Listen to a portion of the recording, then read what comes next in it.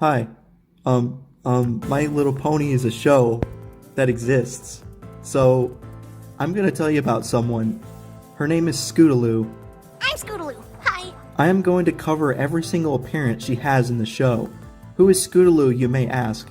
Well, she is a school-aged Pegasus pony who becomes friends with two other fillies who make up a group called the Cutie Mark Crusaders, who go around doing different things to try getting their cutie marks. Let's follow her journey from the very beginning, when she initially meets Apple Bloom and Sweetie Belle, all the way to the very end to find out if they finally get their cutie marks, and what can we learn about Scootaloo as a character along the way. How does she interact with her friends and others? What are her interests and her concerns? Sit down, and let's find out together by going to the very beginning. Let's do it. She first has a cameo in the very first episode of the show. As Nightmare Moon has appeared, Scootaloo is seen cowering in fear with Apple Bloom and Sweetie Belle. What, huh? Because the next episode they appear in shows them meeting for the first time, this may be seen as an inconsistency, which it actually is. It was an animation mistake that the CMCs were shown together before they became friends. However, it can be explained away by saying that they weren't friends in this first clip, they just happened to be hiding in the same place from Nightmare Moon and hadn't actually befriended each other yet. Make sense? Fine. The next episode Scootaloo appears in is called The Cutie. In this episode, Apple Bloom gets bullied by Diamond Tiara and Silver Spoon for not having a cutie mark. Apple Bloom does various activities trying to earn her cutie mark. Unsuccessful, she finds herself at the quinceañera and tries to hide her blank flank, but trips over her makeshift dress, revealing her lack of a cutie mark. Diamond Tiara and Silver Spoon make fun of her. As the adults all appear to be oblivious to the bullying, smiling for some reason, the bullies pause, and for a few seconds all we can hear is the sounds of murmuring and unintelligible talking for some reason. All of a sudden, we hear someone say, You got a problem with blank flanks? It is revealed to be Scootaloo. This is quite the confrontation to make towards the bullies. It seems that Scootaloo had witnessed the blank flank being made fun of and immediately jumped to her defense. The camera switches to show Scootaloo and Sweetie Belle hiding under a table. What are you doing? Why are they there? Were they hiding from Diamond Tiara and Silver Spoon, or were they just hanging out together? Nah, I think the show just wanted them to make a dramatic entrance. Or maybe they had witnessed the bullying and decided they had to wait for their perfect opportunity to make a grand entrance. Pretty funny nonetheless. That's so funny I forgot to laugh! After a pause, Scootaloo and Sweetie Belle emerge from under the table, and Scootaloo repeats, You got a problem with blank flanks? she is putting the bullies in a position where they are forced to respond to her confrontational question. Silver Spoon says, The problem is, it means she's like totally not special. Sweetie Belle and Scootaloo begin to argue that not having a cutie mark is good because there is more potential for multiple different cutie marks. Scootaloo mocks Silver Spoon's way of speaking when she says, The possibilities are, like, endless. In this moment, Scootaloo is doing an amazing job standing up to the bullies. She is turning their own tactics against them by mocking their way of speaking and insulting them. And she's not being stuck up like you two. Throughout the series, you see Diamond Tiara and Silver Spoon come back to make fun of the CMCs repeatedly, and I don't think the CMCs stand up for themselves as well as they do in this first scene. In this scene, Scootaloo is brave, confrontational, and fierce in her defense of someone she sees is in trouble, even though she doesn't know Apple Bloom at this point, probably seeing that she is being made fun of for the same reason Scootaloo was made fun of in the past. She really does. Fight the fight! It also appears that she is already friends with Sweetie Belle since they were hanging out under a table together, but then again, they weren't friends when they were together in their first cameo, so who knows. Scootaloo states that she and Sweetie Belle thought they were the only two without cutie marks. It is very strange that these ponies haven't yet met each other when there appears to only be one small schoolhouse in Ponyville with a small handful of students. At the beginning of the episode, you can see Scootaloo and Sweetie Belle have been replaced by recolors. This is clearly to make more impactful them meeting each other later in the episode, which is another example of the show having inconsistencies for the sake of the plot. Am I going to try to explain away this one? Nah. This pose Scootaloo makes while Twilight comes to defend them is a perfect representation of who she is as a character. Not sure why Twilight waited so long, but okay. Then for some reason the CMCs abruptly go from talking to a group of ponies to introducing themselves. Name's Scootaloo. Okay then. We cut to them standing weirdly around a table that doesn't have seats for some reason. Now we must come up with a list for why the CMCs are totally alike and should be friends. Whenever a list like this comes up, I cringe for some reason. She lists two things, but her tone of voice indicates that the list is supposed to continue. We don't have cutie marks. Diamond Tiara and Silver Spoon drive us crazy. And then Sweetie Belle says the funniest joke of all time. Totally crazy. Comedy! Keep in mind, when I first watched through this show, I wasn't the biggest fan of the Cutie Mark Crusaders. I even skipped all of their episodes on my second watch through of the series. How I went from that to spending weeks of my life writing a video essay about them, I guess we'll find out. Now, why is it that when I first watched the scene of these three characters becoming friends, it didn't occur to me that they would become regular recurring characters in the show? I have no idea. Not sure what I was thinking there. It just felt like kids enthusiastically planning things that they would never actually follow up on. Totally not exactly how I acted as a kid. Give me a break. When Apple Bloom suggests that they work together to discover their purpose, Scootaloo looks concerned at first, but when Sweetie Belle puts it in the framework of forming a secret society, suddenly Scootaloo's face lights up. I'm liking this idea. Even though it literally never ends up being a secret society, but you know. While she is helping to brainstorm a name for the group, you can't help but smile at the sight of Scootaloo deep in thought, her brow furrowed and her hoof to her chin as the gears turn. Don't be silly. She suggests, The Cutie Mark 3? imagine if that had been the name they stuck with. I wonder how that would have impacted, everything. Apparently, it only took a grand total of 10 seconds to come up with the name Cutie Mark Crusaders. This is one of the many instances of a piece of media speeding up a process for the sake of time, because if everything was realistic, the episode would be several hours long. Apparently, Scootaloo is able to obtain or hold up a cupcake with her nose. She is so talented. Am not! That's a compliment. Oh, yeah. When they decide to get cookies instead, Scootaloo takes the lead in this very important task, throwing a cookie up in the air and having it land on her face. She also does a side flip, which is epic. Well, CMCs, you may have made a huge mistake, as we see Diamond Tiara and Silver Spoon in the back doing nothing. That may have caused the CMCs to be bullied for several more seasons. Let's do a recap of a recap. Scootaloo jumped to the defense of Apple Bloom against Diamond Tiara and Silver Spoon. She befriended the other two over their shared blank flanks and annoyance with the bullies. She became a founding member of their secret society, the Cutie Mark Crusaders, and she did an epic flip and threw a cookie. How much more awesome can a pony get? Oh my goodness, what is the next episode Scootaloo appears in? Okay, great. Let's watch this episode and find out all kinds of unique character traits of Scootaloo. The whole episode is just the three girls acting as a unit and not having individual character traits. Dang it. Okay, well, I'm gonna try anyways. Gosh darn it, I'm gonna come up with something no matter how difficult it is. Here, just refer to Scootaloo when describing behavior exhibited by all three of them. Problem solved? Alrighty, first scene. Whoa, slow down there, Scootaloo. The Cutie Mark Crusaders all meet up at Rarity's place, but because Sweetie Belle steals Rarity's materials, Rarity won't have time to watch them, but Fluttershy offers to host a sleepover for the CMCs instead. Cutie Mark Crusaders sleepover at Fluttershy's cottage! Yay! Okay then. So the Crusaders are being very loud and energetic, and Tonight is the night we each try to find our own special talent, even if it takes us all night. wouldn't you want Scootaloo to make you stay up all night helping find her purpose in life? I'm liking this idea. Well, Fluttershy at least thinks that the CMCs are cute and fun to hang out with, calling them sweet little angels. Then the CMCs go zoom. What you doing up there, Scootaloo? Being mischievous? No, they're sweet little angels, remember? Are those tickets? When they start Or not. I'm staying up all night. Yes, I know, I already agreed to this earlier. Are you okay there, Scootaloo? So, what do you want to do? Play a game? We are the Cutie Mark Crusaders. Okay? Then Scootaloo suggests they go adventuring in the Everfree Forest. Hey, wait a minute, I thought Scootaloo was a scaredy pony. In later episodes, Scootaloo is shown to be scared of scary forests and stuff. But at this point, Scootaloo has not been into the forest and doesn't know how scary it is. The CMCs suggest becoming Cutie Mark Crusader Creature Catchers! completely underestimating how dangerous this would be, because children don't know anything. Except you, Scootaloo. You know better because you're my favorite character and can do no wrong, right? I am a dangerous creature from the Everfree Forest. Oh, the CMCs start role-playing catching dangerous creatures. Wait, when did this happen? Oh my goodness, Scootaloo had grabbed a basket and a Carpet. showing her, creativity. Yeah, but in the process, they accidentally break a table and decide to become Cutie Mark Crusader Carpenters. continuing the theme of things starting with the letter C, and these are definitely who you want to be your own personal orthopedic surgeons. So you know that feeling when you try to come up with a fun activity to do with your friends but completely fail? Well, Fluttershy tries to play the quiet game, but Scootaloo immediately loses on purpose. I lose. Great job, Scootaloo. You have now taught thousands of kids watching the show how to get out of the quiet game. I'm so proud. Again, who wouldn't want someone this energetic in their life? What could possibly go wrong? Fluttershy employs the strategy of, if you're having trouble dealing with someone, just put them to sleep and it'll be fine. That is a real strategy, right? Well, sometimes I've tried going to bed early on purpose if I don't feel like dealing with the inconvenience of getting through the rest of the day, but it doesn't usually work out so well. Sleeping pills. I have insomnia. What? When Sweetie Belle offers to sing along to Fluttershy's lullaby, Scootaloo gives Apple Bloom a knowing glance like she knows exactly what's about to happen. Scootaloo enjoys this epic song by Sweetie Belle, a calming, soothing tune that will definitely help her get to sleep. Scootaloo hears chickens outside, Apparently, Sweetie Belle's singing had woken up some of Scootaloo's cousins, so the girls decide to become Cutie Mark Crusader chicken herders. You got this, Scootaloo. You might be wondering why the chickens need to be in their coop, but you should already know that creepers and zombies spawn during the night. The Cutie Mark Crusaders then blatantly lie to Fluttershy. No more crusading for tonight, alright? Yes, Fluttershy! 12 seconds later.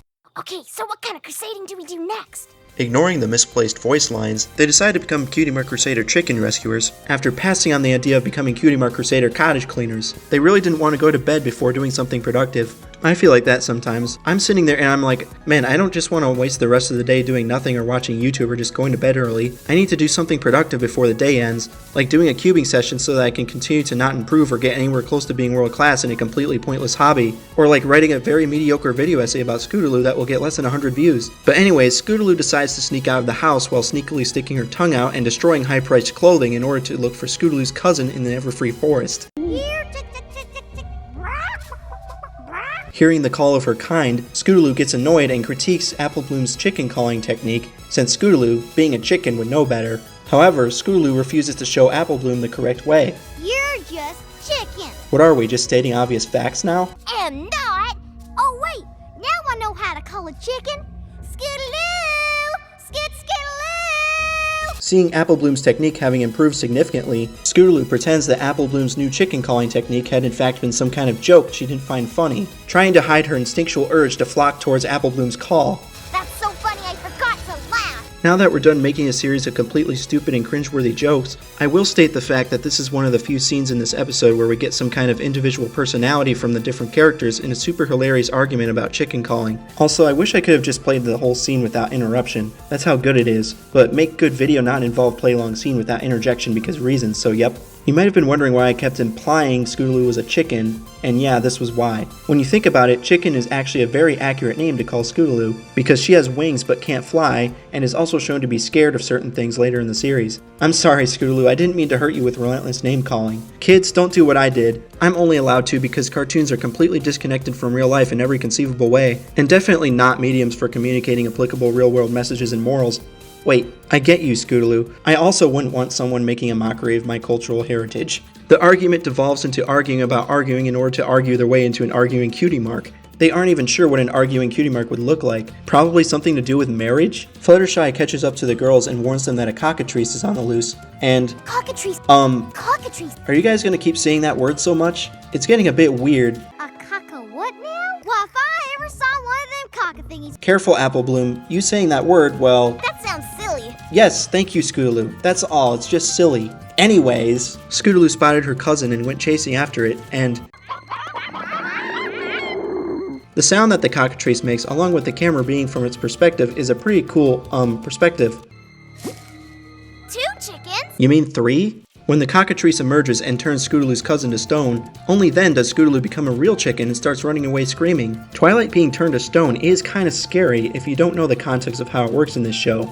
Like, it almost looks like she died. So, is a cockatrice even really that dangerous? I mean, all you have to do is look away. It doesn't really attack you or anything. Seriously? So, Fluttershy gains the respect of the Cutie Mark Crusaders by scolding the cockatrice in an angry mom tone of voice. I mean, by giving it the stare. And Scootaloo dubs her the Queen of Stairs, the Stair Master. Oh look, it's Scootaloo. Fluttershy finally learns her lesson at the end.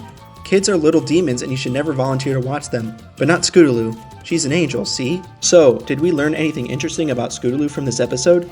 Yes, we learned that she's a chicken. Was there ever a point where she wasn't just a part of the group of 3 all acting in unison? When she was arguing with Apple Bloom about her cultural heritage. Okay, I'm sorry, Scootaloo, I may have overused that joke. I probably beat that dead horse a bit too much. And I think one can clearly see that I'm just playfully teasing and that I don't know what to write for a video essay other than making repeated chicken jokes. Oh wait, I was supposed to analyze the character of Scootaloo in this video? Scootaloo loudly yells with the CMCs, runs around a lot, is hyper, is a dangerous creature from the Everfree Forest, wants to stay up all night, becomes a carpenter, is enthusiastic about being a Cutie Mark Crusader, purposefully loses the quiet game, enjoys loud singing, chases chickens, is not scared of the Everfree Forest, argues with Apple Bloom about chicken calling, gets chased by a cockatrice, and is impressed with Fluttershy the Stairmaster. Overall, this assortment of unique and striking character traits is what makes Scootaloo objectively best pony. Don't you agree? The next episode is the Showstoppers, and this is where things start to pick up for the Cutie Mark Crusaders. That's when it gets good. It begins with Applejack leading kids deep into the woods. That sounds worse than it is. For some reason, they're playing the normal walking animation at a higher speed. Ouch! Oh, sorry. Yeah, Apple Bloom, you'd better be sorry for inconveniencing Best Pony. Scootaloo looks genuinely angry at having laid her eyes upon such a disgusting sight as this. My dad built me and my sister a clubhouse when we were kids, but we never used it and it's still sitting in our backyard. I guess the adults learned their lesson from the last episode, and decided to just throw the kids into their own clubhouse, far, far away from where they could bother the adults. It just needs a little, TLC. TLC is in tender loving care or totally lost cause. It is just so impressive how well Scootaloo can draw a picture of a treehouse with her mouth. Maybe her cutie mark should be this drawing because of how good she is at drawing, and how good she is at closing her satchel with her mind and putting on her helmet instantaneously between shots. You'd think if she had enough power to push herself on her scooter with her wings, that'd be enough power to fly, but I guess flapping her wings horizontally is different from having to fight against gravity. And anyone who says she can't fly because she trained her wings to push in the opposite direction while scootering can scooter themselves off a cliff. Wait, what? She's a badass. She's a badass. She's a badass. She's a badass. She's a badass. She's a badass. She's a badass. She's a badass. The episode is trying to demonstrate that Scootaloo is talented at scootering for the sake of the plot. The episode is showing the CMC's existing talents. Well, that settles it. Scootaloo's cutie mark should be a scooter, Apple Bloom's cutie mark should be for carpentry, and Sweetie Belle's should be for singing. End of series. Plot over. The whole plot of the episode was that the CMCs should have been focusing on things they were already talented at. But, without spoiling anything, if you know what eventually happens with regards to their cutie marks, it turns out that them constantly trying new things for cutie marks was in fact the correct thing to do. So that kind of negates the whole point of this episode. Nice job. Anyways, let's just go back to admiring Scootaloo's epic scooter tricks. So cool. So amazing. So badass. She even looks cool taking off her helmet and flipping her hair. We are the Cutie Mark Crusaders. Never stop the journey. Take notes, Scootaloo. These are the lines you need to steal for the song that you sing at the end of the episode.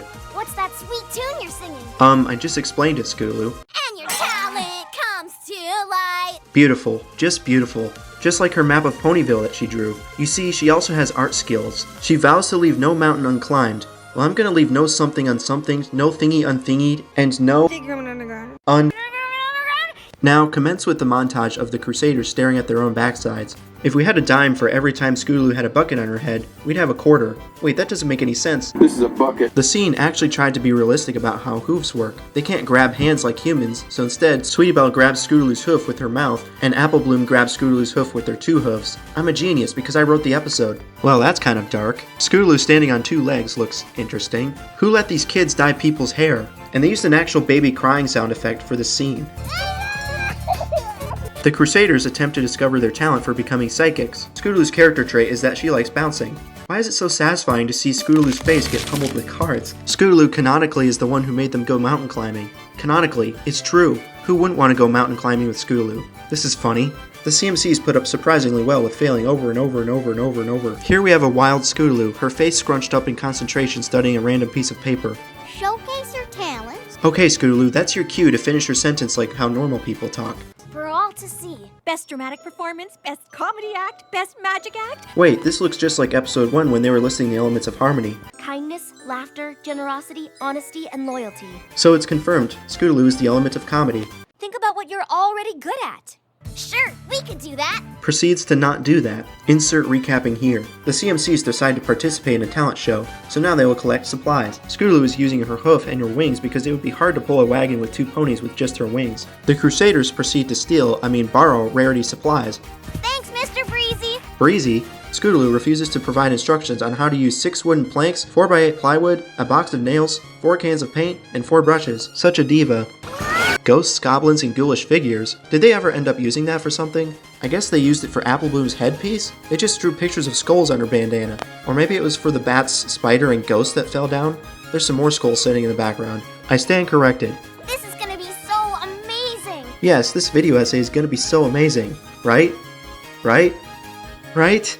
This is where supposedly everything goes wrong. Instead of doing the things they're talented at, the Crusaders decide on their roles based on what they're interested in doing. Sweetie Belle wants to be a designer like her sister Rarity, Scootaloo wants to sing a wicked rock ballad, and Apple Bloom doesn't do her natural-born role of carpentry, just like how she ends up doing for the rest of the series and getting a carpentry cutie mark. Instead, opting to do a dance routine based on her interest in Kung Fu. The Crusaders have made a grave error. They need to learn a valuable lesson in making the correct arbitrary decision when deciding on which talent to pursue in life. Okay, fine, but is it really that big of a mistake? I know! I put literally zero thought into my decision to work as an accounts payable specialist, and I turned out just fine. Right? While Apple Bloom is practicing her dance moves, she accidentally falls on Scootaloo's tail. Ow, Apple Bloom! What are you doing? The combination of blunt honesty and immediate support is the hallmark of a True friend. Hello? Scootaloo helps up Apple Bloom with her hoof, so scratch my previous statement about the hooves. This was a specific choice by the animators, so I guess they just wanted to show how wonderful Scootaloo is. Don't be silly. Don't be so silly as to struggle to do a difficult advanced acrobatic trick that you've never tried before. Just do the trick correctly on your first try like this. Easy peasy. You just gotta practice a bunch, that's all. Wait, what? I thought we were being unreasonable. That does look easy. Things often look easy until you try them. I thought being a professional YouTuber was easy until I tried it and realized that me talking about doing a thing was not enough to make for a video that isn't complete and total horse manure. Scootaloo, seen here witnessing the train wreck that was my short-lived YouTube career. Scootaloo can play the piano as a horse? My word. She is talented. Ugh, I'll never come up with anything. Never, never, never. Sorry, I had to show this whole part so that the complete and absolute relatableness of this scene could be revealed. Dumb fabric. Dumb society, judging me for relating to cartoon characters. You tell them, Scootaloo. Coming up with Commentary for a video essay. this is like really hard. I really should be analyzing the scenes for how they further the story or the message, but instead I'm making half-baked jokes and personal references because I have no idea what I'm doing. With our cutie marks, we'll rock Equestria. We use our stomachs to digest ya? No, Scootaloo is good at writing lyrics. I think she was just hungry that day. When Sweetie Belle provides her suggestion for lyrics, Scootaloo is super impressed and says she's totally going to use that for her song. And please, don't tell me that the way Scootaloo writes with the pencil isn't totally adorable. Dumb fabric. Why did you roll yourself into the water? Another instance of a show shortening an interaction for the sake of time. Applejack acts as if she saw their whole performance, when all that was shown was a few seconds of them dancing and bumping into each other. Noah, you don't have to point out every time a show does this. I get you're looking for things to say, but kindly shut the f*** up. When asked what she thought of the CMC's practice run, Applejack offers only a strained, hesitant stammer, interpreted by Scootaloo as awestruck speechlessness. In this moment, you are hit with Scootaloo's infectious enthusiasm and unwavering confidence, leaving you no choice but to be completely endeared. Break a leg. Good luck. And right there, Twilight cursed their performance. It was going to be good until she said that. And here we have it, the Cutie Mark Crusader theme song. As they sing, several mistakes are made. A prop lands on Scootaloo's head, Scootaloo falls off the platform, Apple Bloom and Sweetie Belle knock into each other, Sweetie Belle trips and knocks into the light, Apple Bloom gets her hoof stuck in a set piece, Sweetie Belle accidentally turns on a fan which blows debris across the stage, and all of the scenery collapses on them at the end. Their individual performances are supposed to be portrayed as having subpar quality or skill as a result of choosing roles they were not meant for. Supposedly, Apple Bloom's dancing, Sweetie Belle's props and costumes, and Scootaloo's singing are inadequate and even in some aspects, disastrous. Despite the episode's best efforts at making the CMCs appear to be incapable in their performance, their effort should be considered exceptional given how young and inexperienced they are and how much they actually accomplished. They wrote and performed a catchy song without fumbling any of the lyrics, while also providing several fitting and somewhat complicated stage elements to enhance the performance. I will defend Scootaloo's singing in this scene. Most of her out-of-key moments happen between points of emphasis, softening the impact of these errors. Ignore her singing off-key. Focus instead on the actual expression of her singing. Think about her unique, raspy, tomboyish voice. Pay attention to the passion with which she sings. Her stray notes convey authentic emotion. She projects her voice out to the audience. She sings with emotion, conviction, and relatability. The audience laughs at the conclusion of their performance, a little mean-spirited for adults to do at a kids' talent show. While the awards are being announced, what are they waiting in anticipation of? Why are they scared? The worst that will happen is that they won't win an award. I mean, that's nothing to be scared of. The CMCs win the award for Best Comedy Act. Yay! But they still don't have their cutie marks. The Cutie Mark Crusaders have learned the valuable lesson that you should only pursue interests that fit you well. This is why you should pursue a major in education when you're an introvert, get a degree in business administration that you mistakenly thought was an accounting degree, interview for several accounting jobs that you are severely underqualified for, and settle for a temporary accounts payable position that you're still at 2 years later without any motivation to attain any kind of career advancement. So, in conclusion, Scootaloo brutally roasts a clubhouse, does some sick tricks on her scooter, demonstrates her artistic, acrobatic, and musical talents, and actually cares about something. If you don't think she's the best, you're a... Totally lost cause. Apparently, the CMCs hadn't heard of pony ziplining before. Spike told me it was awesome. So ponies don't usually zipline, but dragons do? But Spike is the only dragon in Ponyville, so who else would be ziplining? Also, Scootaloo is friends with Spike? I wish I'd seen more interactions between Spike and the CMCs. I wish he could have been closer friends with them. The show should have done more episodes pairing up different combinations of characters. This is the only time Scootaloo mentions Spike, except one episode where she's like, Dragons? Big scary mean ones are like Spike. Scootaloo reveals her next big idea. You know where we can find a cannon at this hour? I don't know, ask Pinkie Pie. Or Trixie? If you want to feel comforted, just imagine yourself as this helmet that Scootaloo aggressively throws to the ground. Or this bucket. What are you doing? And where'd you guys get those buckets from? You fell off a zipline in the middle of nowhere. The CMCs decide to ask other ponies how they got their cutie marks. Cool. You know who I'm talking about. She's fast. This scene confirms that the motor sound is made by Scootaloo's wings, not her scooter. Appreciate how Scootaloo has transformed herself into a scooter, after having upgraded from being a chicken. They decide to look for Rainbow Dash to hear her cutie mark story. Interesting how Scootaloo stands with her hooves in a horizontal position on the scooter, not like how human scooters are. Apparently some humans do this, but it's not recommended. Okay, this scene doesn't demonstrate this properly, but most of the time Scootaloo stands with their hooves next to each other rather than one in front of the other. And she's resting her chin on the handlebar, which is probably not safe. Okay, but Scootaloo brought them to a complete stop with their wings alone. That's impressive. They run into Applejack, and Applebloom asks for her cutie mark story. I never told you that story? Asks the writers, because she would have already told Applebloom by now if not for plot. Scootaloo reluctantly agrees to hear Applejack's story. Here's my takeaway from this story. Cock-a-doodle-doo. Yep, that pretty much sums it up. May as well play it again to get the point across. Cock-a-doodle-doo. Cock-a-doodle-doo. Okay, you can stop now. Oh, and Applejack sees a rainbow and finds her purpose. Sweetie Belle found Applejack's repeated imitation of a rooster to be such a sweet story. Sweet. Try sappy. Ugh. This is the beginning of Scootaloo's repeated instances in this episode of being bored with sappy stories and repeatedly expressing that boredom. When I watched the show for the first time and didn't like the Cutie Mark Crusaders at all, even then, I related to Scootaloo in these moments. That may have planted the seed for, dude, what are you doing? The handlebars are not connected to the wheels, and appreciate Scootaloo doing this thing. Fluttershy, with no adult supervision in sight, stands below the course instead of flying straight through the circles as intended. She falls onto a slope showing the course was clearly not designed with safety in mind, and starts getting bullied by these two numbskulls again with no adults anywhere to put a stop to it. And no adults in sight to supervise a race where the flag pony is standing directly in the path of the competitors on top of a cloud in the middle of the sky with nothing underneath it. I'm almost starting to think this flight camp is poorly run. Actually, there are adults, and they're earth ponies standing on clouds. That probably explains it. So yep, Fluttershy falls to her death and no one notices. Just kidding. What is this place filled with so many wonders? Ugh, a song? Jeez, I don't want to hear this. Am I right, Scootaloo? Ugh. Bees with their honey, honey. And she does the thing where it repeats a word for no good reason at the end of a musical phrase. Yes, I love everything. She sings, I love everything. The lyrics are, I love everything? Scootaloo, what is this song? Then a rain boom happens and the animals hide, and Fluttershy discovers the perfect face to make in order to comfort the animals, and then breathes underwater and dies and gets her cutie mark. Scootaloo has her priorities straight and wants to find out what happened to Rainbow Dash. I can't take any more singing. You said it, Scootaloo. How do we get roped into this? We'll never hear Rainbow Dash's story. Noah, why do you like seeing someone complaining and being bored? Because it's relatable? She wears her feelings on her sleeve? She just resonates with me. I don't know how else to explain it. In this scene, Rarity's horn decides to move the plot along by pulling Rarity to a rock. A rock? That's my destiny? What is your problem, horn? That is an interesting thing to call it, but okay. Dumb fabric. Anyways, Rarity discovers her life purpose of being a gem hunter where she will spend the rest of her life exploring caves instead of making dresses. Wait. These namby-pamby stories aren't getting us any closer to our cutie marks.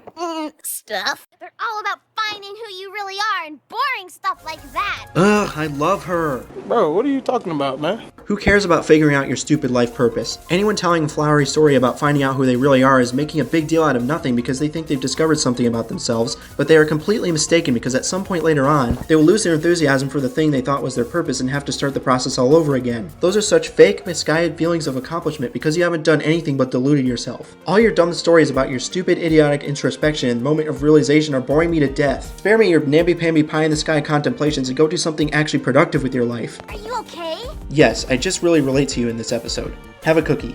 Oh my goodness, you are the only one who gets me. Although honestly, Twilight's story is my favorite. I don't know why it makes me cry when this happens. I think because I have a victim complex. Wait, what? Twilight has just failed to complete the task for her entrance exam, but being startled by the sonic rainboom gives Twilight the boost needed to hatch Spike. Twilight enters this crazy trance and starts floating as the music builds, completely losing control as her magic explodes and she starts blasting random spells at everyone around her. How does this have anything to do with the victim complex? Twilight is relatable because she was trying to impress the test judges, and then all of a sudden she gets possessed by this insane magical surge and starts blasting wild spells at everyone in the room.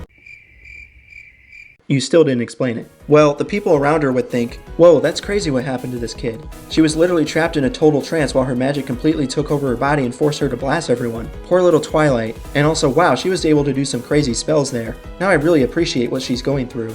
So anyways, that was my attempt at explaining why I watched this scene like 5 times while writing the script and cried every time. What is wrong with my brain? Twilight seeing that she got her cutie mark and jumping around saying yes repeatedly, then transitioning to present day where adult Twilight is doing the same thing, is a display of enthusiasm experienced by people with Asperger's syndrome where you'll get really happy about something and start running around and celebrating with that same intense energy. Yes! Yes! Oh! What? Alright, Scootaloo, you're right. Let's get out of here while we still can. Why don't we ever smash into Rainbow Dash? Because plot. Scootaloo is so bored, she's just sitting on her scooter and also flapping her wings up and down. Here are some instances of Scootaloo not looking in front of her while driving. Want to listen to Pinkie Pie's boring backstory? Why not? In a world where harvesting rocks is a thing you do, Pinkie Pie sees the sonic rainboom. I never felt joy like that before. I didn't know joy was a thing you could feel. Pinkie Pie throws a party for her family, which doesn't include a certain Monalina Daisy Pie because... Then there's a joke about how that story was how Equestria was made. Maybe later Pinkie will tell the story of how she got her cutie mark. It's funny because she just told her cutie mark story but acted as if that was the story of how Equestria was made. What, huh? It's funny because she said the wrong thing. Right? Rainbow Dash, you're here! Yep. And so is the rest of the main 6 because plot. So Scootaloo can finally hear Rainbow Dash's story after going through so much trouble. Rainbow Dash is shy? I think she was just charmed by Scootaloo's charm. Rainbow Dash stood there ready to knock Fluttershy off a cloud and show off a sonic rainboom while Fluttershy fell to her death. There's another Earth pony. I'd never flown like that before. You hadn't? Not once? In your entire life? This was the very first time you ever flew fast? That freedom was unlike anything I'd ever felt. Thing. Third thing. And he's dead. And she's dead. She just experienced infinite G-force by changing directions at a 90-degree angle. Rainbow Dash is bald. Rainbow Dash's cutie mark makes no sense. It's a cloud with a rainbow lightning bolt. Her job is dealing with the weather. I guess because she can do it quickly? But her job is not racing, it's dealing with the weather. But I guess her talent is being fast, so her real destiny is being a Wonderbolt. But does this help Scootaloo in any way with helping her figure out how to earn a cutie mark? Nothing else is said, like, what did we learn from these stories? The only thing learned at the end is how all the main 6 are connected. It had nothing to do with finding your purpose in life. The portrayal of the main 6 as special is bleh. They are treated as the most special 6 ponies who are all connected through the rainboom. They are superheroes who save Equestria multiple times, get to sit in their high and mighty castle on their high and mighty thrones, going around telling other people how to fix their problems, and if the rainboom moment is prevented from happening, the whole world would be destroyed. It was all due to the special moment with the sonic rainboom, and Scootaloo's having none of it. Ew! Give me a break. Come on, Crusaders. Maybe we just need to try ziplining again. This is why Scootaloo is the most relatable character and best pony. She perfectly sums up my reaction whenever they're about to sing a song. In summary, Scootaloo loves ziplining, shooting out of a cannon, throwing helmets to the ground, being covered in tree sap, becoming a scooter, and riding a scooter in a weird stance. Scootaloo is not fond of sappy stories, unnecessary singing, namby-pamby stories, and boring stories, but really loves listening to Rainbow Dash's story until all the main 6 ponies start getting all mushy and sentimental, at which point, Scootaloo is understandably repulsed. You have to love her. Scootaloo's last appearance in Season 1 is only a small role in this episode where she goes to a social event. Cringe, because I hate social events. When Rainbow Dash expresses her wish for a servant, Scootaloo happily obliges and takes out Rainbow Dash's trash. Rainbow Dash's apple goes from mostly uneaten to halfway eaten to mostly eaten within the span of a few seconds without seeing her eat any of it. Scootaloo enjoys watching the meteor shower and then watches Spike fall asleep in a bowl of punch. In conclusion, Scootaloo is awesome. Why? Because I said so. And that concludes every Scootaloo appearance in Season 1. It took me 3 weeks to write the script and who knows how long it'll take to edit. I wish I could do this for all 9 seasons of the show, but this was really hard and I don't know if it even turned out all that great. I really love Scootaloo as a character and I want this project to continue, but I'm gonna either need a lot of motivation or possibly someone else to pass the torch to so this can get finished. I don't know yet, but let me know what you think in the comments. Thanks for watching. Good to the bye.